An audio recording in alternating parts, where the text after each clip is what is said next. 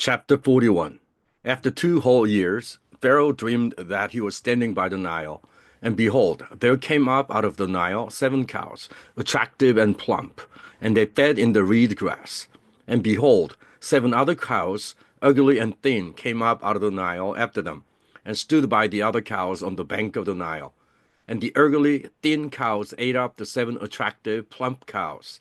And Pharaoh awoke, and he fell asleep and dreamed a second time. And behold, 7 ears of grain, plump and good, were growing on one stalk. And behold, after them sprouted 7 ears, thin and blighted by the east wind. And the thin ears swallowed up the 7 plump, full ears. And Pharaoh awoke, and behold, it was a dream. So in the morning his spirit was troubled, and he sent and called for all the magicians of Egypt and all its wise men. Pharaoh told them his dreams, but there was none who could interpret them to Pharaoh. Then the chief cupbearer said to Pharaoh, I remember my offenses today.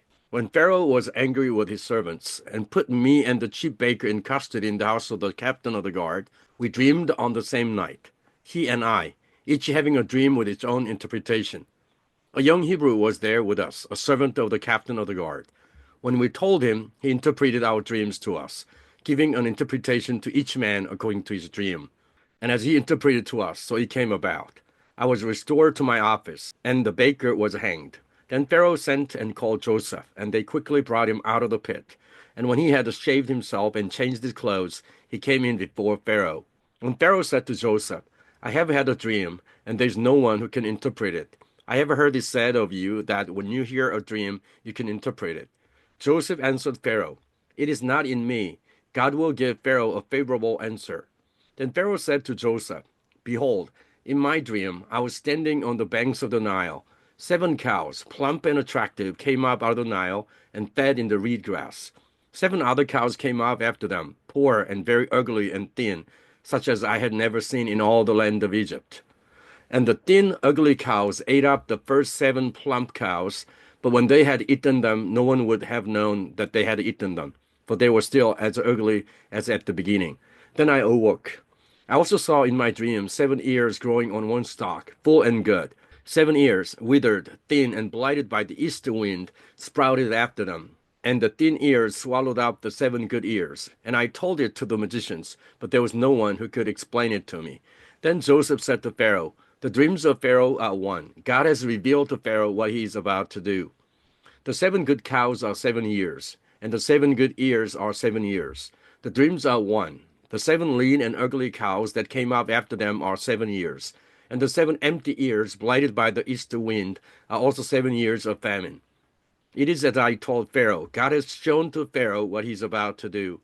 There will come 7 years of great plenty throughout all the land of Egypt. But after them there will arise 7 years of famine, and all the plenty will be forgotten in the land of Egypt. The famine will consume the land, and the plenty will be unknown in the land by reason of the famine that will follow, for it will be very severe. And the doubling of Pharaoh's dream means that the thing is fixed by God, and God will shortly bring it about. Now therefore let Pharaoh select a discerning and wise man, and set him over the land of Egypt. Let Pharaoh proceed to appoint overseers over the land, and take 1/5 of the produce of the land of Egypt during the 7 plentiful years. And let them gather all the food of these good years that are coming, and store up grain under the authority of Pharaoh for food in the cities, and let them keep it. That food shall be a reserve for the land against the 7 years of famine that are to occur in the land of Egypt, so that the land may not perish through the famine. This proposal pleased Pharaoh and all his servants. And Pharaoh said to his servants, Can we find a man like this, in whom is the Spirit of God? Then Pharaoh said to Joseph, Since God has shown you all this, there is none so discerning and wise as you are. You shall be over my house, and all my people shall order themselves as you command. Only as regards the throne will I be greater than you. And Pharaoh said to Joseph, See, I have set you over all the land of Egypt. Then Pharaoh took his signet ring from his hand and put it on Joseph's hand, and clothed him in garments of fine linen and put a gold chain about his neck. And he made him ride in his second chariot, and they called out before him, Bow the knee. Thus he set him over all the land of Egypt. Moreover, Pharaoh said to Joseph, I'm Pharaoh, and without your consent no one shall lift up hand or foot in all the land of Egypt. And Pharaoh called Joseph's name Zaphenath-Paneah, And he gave him in marriage Asnath, the daughter of Potipharah, priest of On. So Joseph went out over the land of Egypt. Joseph was 30 years old when he entered the service of Pharaoh, king of Egypt. And Joseph went out from the presence of Pharaoh and went through all the land of Egypt. During the 7 plentiful years, the earth produced abundantly. And he gathered up all the food of these 7 years, which occurred in the land of Egypt, and put the food in the cities. He put in every city the food from the fields around it. And Joseph stored up grain in great abundance, like the sand of the sea, until he ceased to measure it, for it could not be measured. Before the year of famine came, 2 sons were born to Joseph. Asnath, the daughter of Potipharah, priest of On, bore them to him. Joseph called the name of the firstborn Manasseh, for he said, God has made me forget all my hardship and all my father's house. The name of the second he called Ephraim, for God has made me fruitful in the land of my affliction. The 7 years of plenty that occurred in the land of Egypt came to an end, and the 7 years of famine began to come, as Joseph had said. There was a famine in all lands, but in all the land of Egypt there was bread. When all the land of Egypt was famished, the people cried to Pharaoh for bread. Pharaoh said to all the Egyptians, Go to Joseph. What he says to you, do. So when the famine had spread over all the land, Joseph opened all the storehouses and sold to the Egyptians, for the famine was severe in the land of Egypt. Moreover, all the earth came to Egypt to Joseph to buy grain, because the famine was severe over all the earth. Chapter 42. When Jacob learned that there was grain for sale in Egypt, he said to his sons, Why do you look at one another? And he said, Behold, I have heard that there is grain for sale in Egypt. Go down and buy grain for us there, that we may live and not die. So 10 of Joseph's brothers went down to buy grain in Egypt. But Jacob did not send Benjamin, Joseph's brother, with his brothers, for he feared that harm might happen to him. Thus the sons of Israel came to buy among the others who came, for the famine was in the land of Canaan. Now Joseph was governor over the land. He was the one who sold to all the people of the land. And Joseph's brothers came and bowed themselves before him with their faces to the ground. Joseph saw his brothers and recognized them. But he treated them like strangers and spoke roughly to them. Where do you come from? They said, from the land of Canaan, to buy food. And Joseph recognized his brothers, but they did not recognize him. And Joseph remembered the dreams that he had dreamed of them. And he said to them, You are spies. You have come to see the nakedness of the land. They said to him, No, my lord, your servants have come to buy food. We are all sons of one man. We are honest men. Your servants have never been spies. He said to them, No, it is the nakedness of the land that you have come to see. And they said, We, your servants, are 12 brothers, the sons of one man in the land of Canaan. And behold, the youngest is this day without father, and one is no more. But Joseph said to them, It is as I said to you, you are spies. By this you shall be tested. By the life of Pharaoh, you shall not go from this place unless your youngest brother comes here. Send one of you, and let him bring your brother, while you remain confined, that your words may be tested, whether there is a truth in you. Or else, by the life of Pharaoh, surely you are spies. And he put them all together in custody for 3 days. On the third day, Joseph said to them, Do this, and you'll live, for I fear God. If you are honest men, let one of your brothers remain confined where you are in custody, and let the rest go and carry grain for the famine of your households. And bring your youngest brother to me, so your words will be verified, and you shall not die. And they did so. Then they said to one another, In truth we are guilty concerning our brother, in that we saw the distress of his soul, when he begged us, and we did not listen. That is why this distress has come upon us. And Reuben answered them, Did I not tell you not to sin against the boy? But you did not listen. So now there comes a reckoning for his blood. They did not know that Joseph understood them, for there was an interpreter between them. Then he turned away from them and wept, and returned to them and spoke to them. And he took Simeon from them and bound him before their eyes. And Joseph gave orders to fill their bags with grain, and to replace every man's money in his sack, and to give them provisions for the journey. This was done for them. Then they loaded their donkeys with their grain and departed. And as one of them opened his sack to give his donkey fodder at the lodging place, he saw his money in the mouth of his sack. He said to his brothers, My money has been put back. Here it is in the mouth of my sack. At this their hearts failed them, and they turned trembling to one another, saying, What is this that God has done to us? When they came to Jacob, their father in the land of Canaan, they told him all that had happened to them, saying, The man, the Lord of the land, spoke roughly to us and took us to be spies of the land. But we said to him, We are honest men. We have never been spies. We are 12 brothers, sons of our father. One is no more, and the youngest is this day with our father in the land of Canaan. Then the man, the lord of the land, said to us, By this I shall know that you are honest men. Leave one of your brothers with me, and take grain for the famine of your households, and go your way. Bring your youngest brother to me, then I shall know that you are not spies, but honest men, and I'll deliver your brother to you, and you shall trade in the land. As they emptied their sacks, behold, every man's bundle of money was in his sack. And when they and their father saw their bundles of money, they were afraid. And Jacob their father said to them, You have bereaved me of my children. Joseph is no more, and Simeon is no more, and now you would take Benjamin? All this has come against me. Then Reuben said to his father, Kill my 2 sons if I do not bring him back to you. Put him in my hands, and I will bring him back to you. But he said, My son shall not go down with you, for his brother is dead, and he is the only one left. If harm should happen to him on the journey that you are to make, you would bring down my gray hairs with sorrow to Sheol. Chapter 43. Now the famine was severe in the land. And when they had eaten the grain that they had brought from Egypt, the father said to them, Go again, buy us a little food. But Judah said to him, The man solemnly warned us, saying, You shall not see my face unless your brother is with you. If you will send our brother with us, we will go down and buy your food. But if you will not send him, we will not go down. For the man said to us, You shall not see my face unless your brother is with you. Israel said, Why did you treat me so badly as to tell the man that you had another brother? They replied, The man questioned us carefully about ourselves and our kindred, saying, Is your father still alive? Do you have another brother? What we told him was in answer to these questions. Could we in any way know that he would say, Bring your brother down?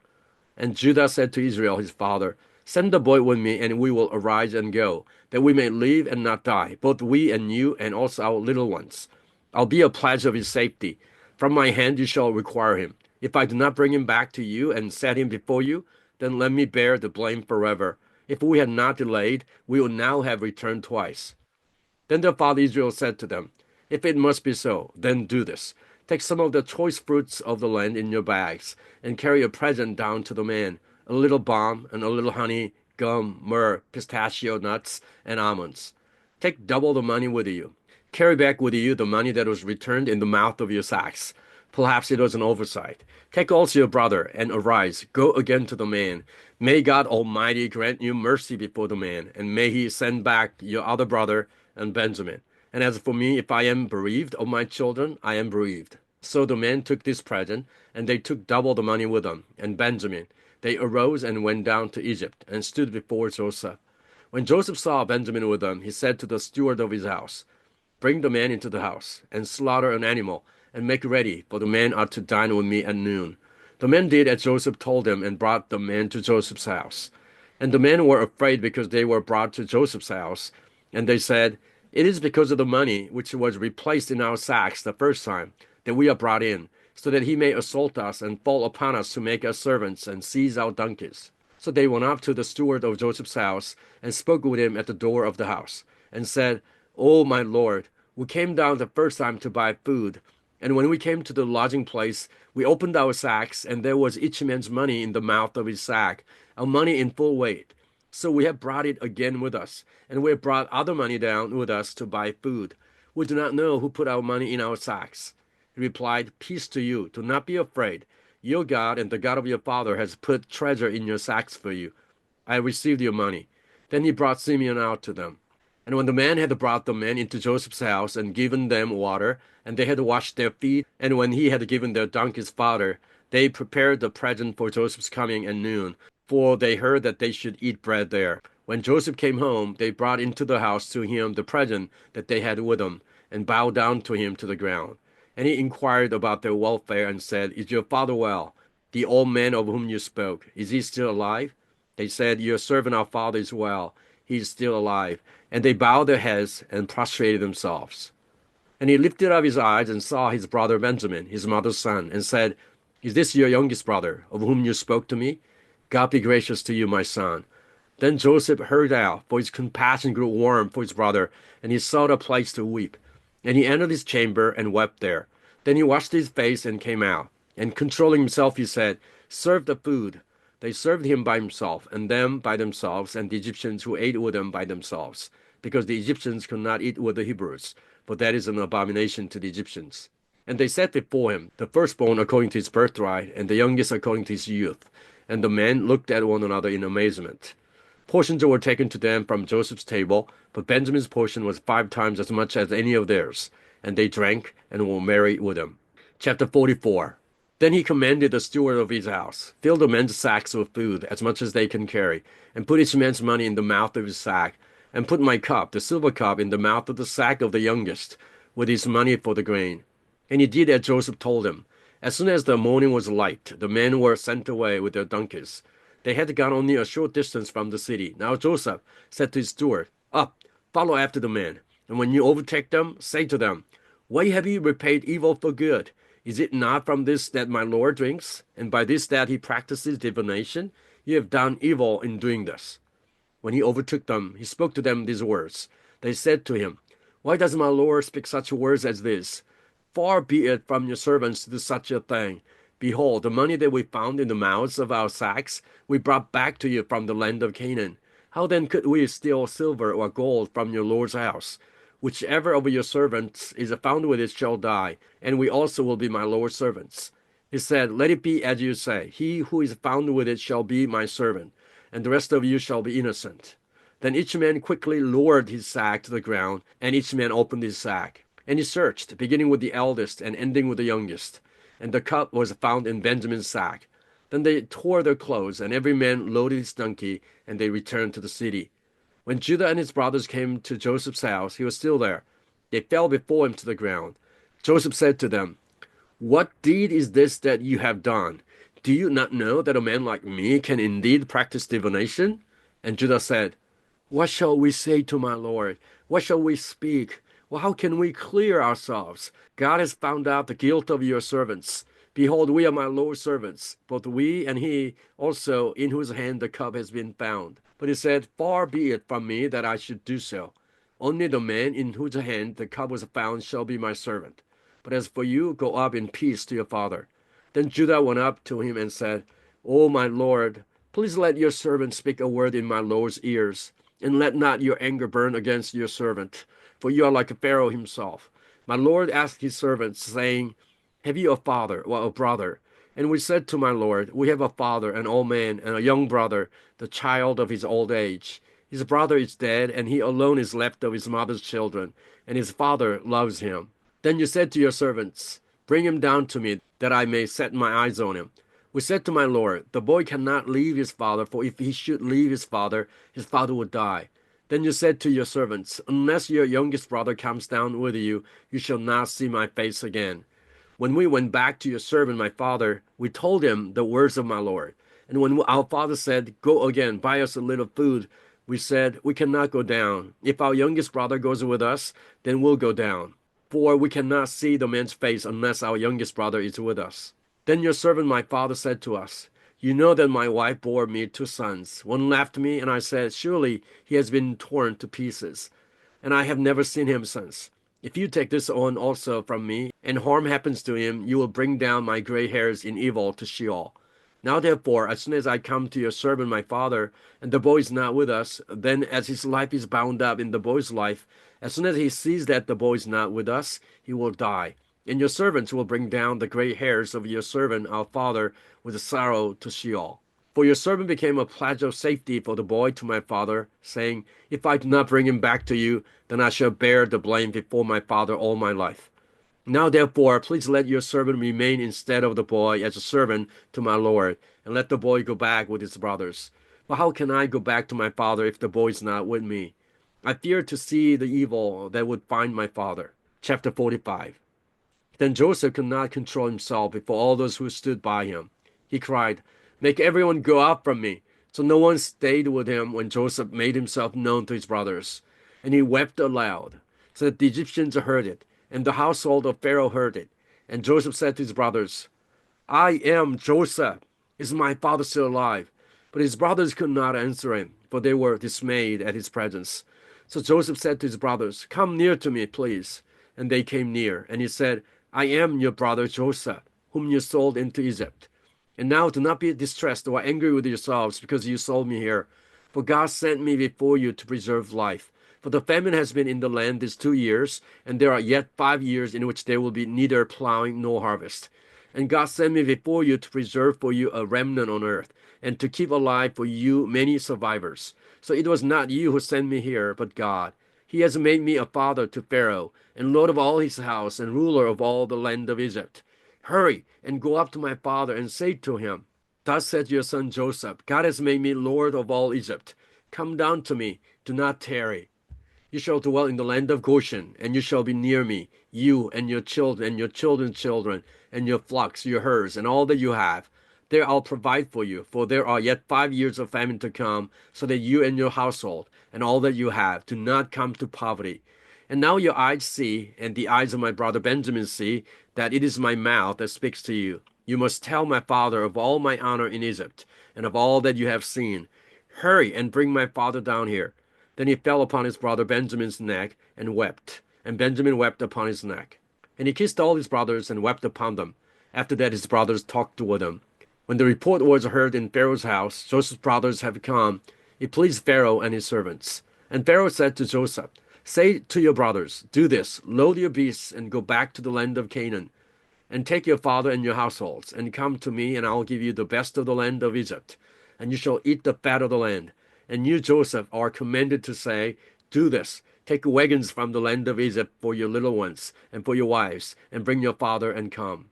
Have no concern for your goods, for the rest of all the land of Egypt is yours. The sons of Israel did so, and Joseph gave them wagons, according to the command of Pharaoh, and gave them provisions for the journey. To each and all of them he gave a change of clothes, but to Benjamin he gave 300 shekels of silver, and 5 changes of clothes. To his father he sent as follows: 10 donkeys loaded with the good things of Egypt, and 10 female donkeys loaded with grain, bread, and provision for his father on the journey. Then he sent his brothers away, and as they departed, he said to them, Do not quarrel on the way. So they went up out of Egypt, and came to the land of Canaan to their father Jacob. And they told him, Joseph is still alive, and is ruler of all the land of Egypt. And his heart became numb, for he did not believe them. But when they told him all the words of Joseph, which he had said to them, and when he saw the wagons that Joseph had sent to carry him, the spirit of their father Jacob revived. And Israel said, It is enough. Joseph my son is still alive. I'll go and see him before I die.